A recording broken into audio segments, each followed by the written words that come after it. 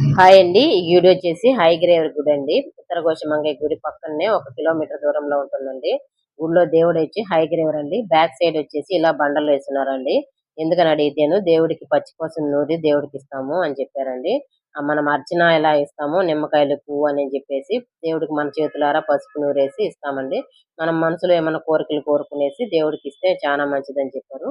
మాకు తెలీదు. మేము ఒట్టి అర్చన మట్టుకే ఏసి వచ్చామండి దేవుడికి. మాకు రిటర్న్ వచ్చేసి పూజారి గారు పసుపు ముద్దనైతే వేసి ఇచ్చారండి. ఇంట్లో గుడిలో పూజ గదిలో పెట్టుకోండి, అలాగే నుదుట పెట్టుకోండి అని చెప్పి ఇచ్చారండి. మనము ఏమన్నా కోరికలు అనుకునేసి ఇలాగ పసుపు నూరి ఇస్తే చాలా మంచిదంటండి ఈ గుడిలో విశేషము.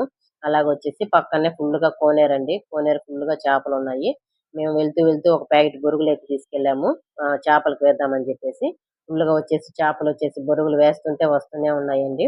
అలాగ వచ్చేసి ఇక్కడ పక్కనే వచ్చేసి గుడి పక్కన వచ్చేసి మర్రి చెట్టు కింద వినాయక స్వామి వచ్చేసి రేర్ అండి. ఎక్కడ ఉండదు అంతగా మర్రి చెట్టు కింద వినాయక స్వామి అని చెప్పేసి.